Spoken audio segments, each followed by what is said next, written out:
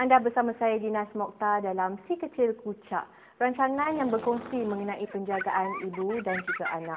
Tiada ibu yang inginkan keguguran ketika hamil. Macam Dinas sendiri, Dinas mengalami keguguran pada kandungan Dinas umur 7 bulan. Dan pada awalnya memang trauma, memanglah sedih, memang rasa macam nak putus asa. Tapi Alhamdulillah, Dinas berjaya berfikiran positif dan reda dengan apa yang telah terjadi. Bersama Dinas sekarang ni Puan Fazila untuk berkongsi trauma keguguran beliau. Apa khabar Puan? Baik, terima kasih. Okay. Dah berapa lama Puan mendirikan rumah tangga? Lepas tu, berapa bulan selepas tu Puan mengandung? Sudah hampir 2 tahun. 4 bulan selepas saya kahwin, saya telah disahkan mengandung.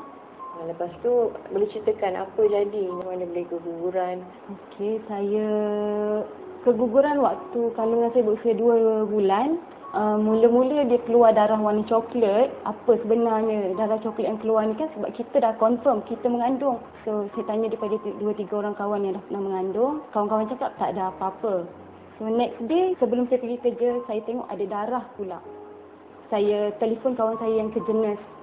So dia kata better pergi hospital, takut pre-bleeding. So saya pun pergi hospital lah. Daripada situ saya buat treatment. On the next day memang saya keguguran terus lah. Dia sakit perut yang teramat-amat sangat. Lepas tu dia terus jatuh. Macam tu je. Reasons for miscarriage is many. What you must understand is miscarriage is actually a natural phenomenon that happens. It is nature's way of selection, of discarding the abnormal pregnancies. As much as 50 to 60% of pregnancies may abort. Some of them are subclinical. Egg has fertilized, tapi tak implant. So it comes out as a natural period, so the patient doesn't know. The clinical ones are the ones that they recognize, and that happens in about 15 to 20% of the pregnancies.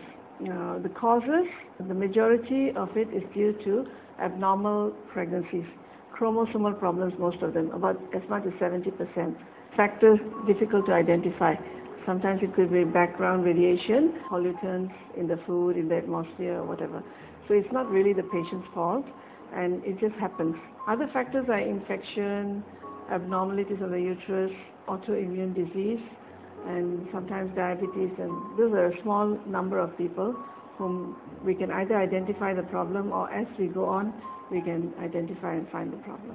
Dan lepas tu ada cuba untuk mengandung balik ataupun ada lakukan apa-apa rujukan daripada doktor untuk mengandung balik? Saya still ada makan acid folic, jumpa doktor, tapi sampai sekarang belum ada lagi.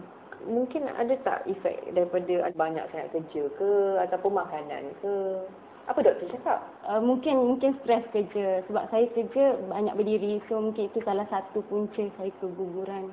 Yang doktor cakap. So dia kata kurangkan sikit lah. Makanan, saya rasa bila kita tahu kita dah mengandung, kita akan take alert apa benda patut kita makan, apa benda yang tak patut kita makan. Food is not really directly related to miscarriage, tapi a healthy body begets a healthy pregnancy, right? So if you eat well, if you have enough vitamins in your body, even before you're pregnant, you know, your pre-pregnancy state should be good, then your chances of miscarriage, of course, is a bit lower.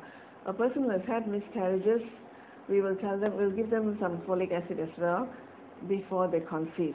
And also advise them on healthy food. There are some myths saying that if you take too much of pineapple or too much of other kinds of fruits, maybe papaya, they say they've got an enzyme called papain, which could cause a miscarriage, but then small amounts will not cause any harm to that. Keluarga daripada mak bapak, apa reaksi mereka? Kita bagi tahu macam biasalah. Kita cakap keguguran, tapi sedih. Cuma family bagi support lah. Dia kata tak apa, cuba lagi. Kita masih nak mencuba. Takkan putus asa sebenarnya, takkan berhenti.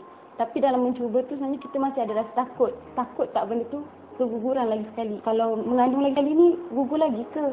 Itu yang kita takutkan sekarang ni. Mitos itu, it is really a myth.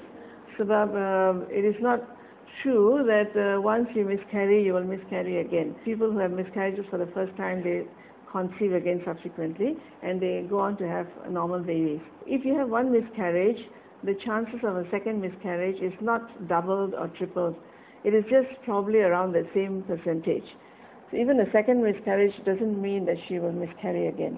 Pernah tak Fazila macam rasa muram sangat, depressed sangat sebab kenapa aku tak pregnant ni? Setiap bulan mesti kita tertunggu-tunggu. Macam alah period, alah datang bulan, alah tak pregnant lagi.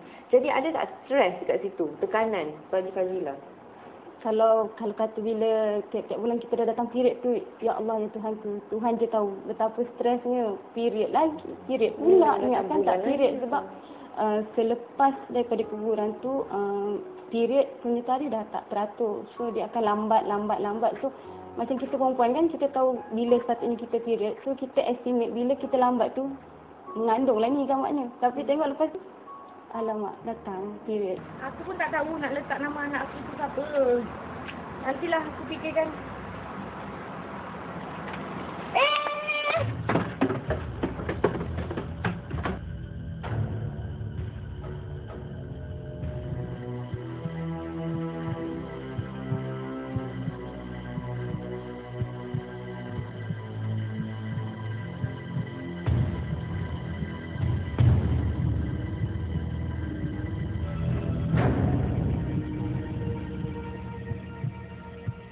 It has been studied that most people who have early miscarriages, they of course they do have some trauma, but the trauma is not so bad in the sense that they can overcome it.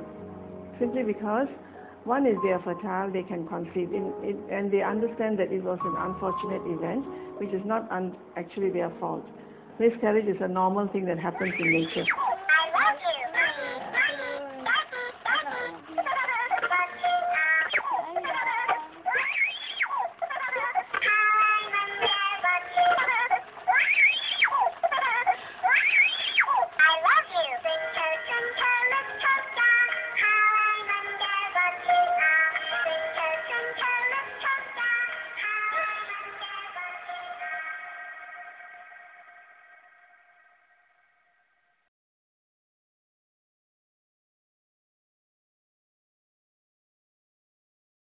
Kita usahalah. Memang kena usaha juga macam mana pun. InsyaAllah. Kita semua ada rezeki masing-masing. Cuba je. Itu je lah. Pastinya. Sentiasa berfikiran positif lah. Terima kasih Fazila kerana dapat bersama dengan kami. The advice to the patient who has had a miscarriage, try again. And the fact that she should know that she is fertile, she could conceive, she will conceive again. Just follow a few precautions. Look into the fact that did she go for an X-ray, not to go for an X-ray in pregnancy, to avoid taking any medication, chemicals, dyes. Rubella and chickenpox, these are diseases that can affect the pregnancy once the person is pregnant. So if they can immunize themselves before they conceive, then they don't have to worry about these kind of infections causing problems to the baby. Bila anak tak nak makan, semuanya dalam Si Kecil Kucak selepas ini.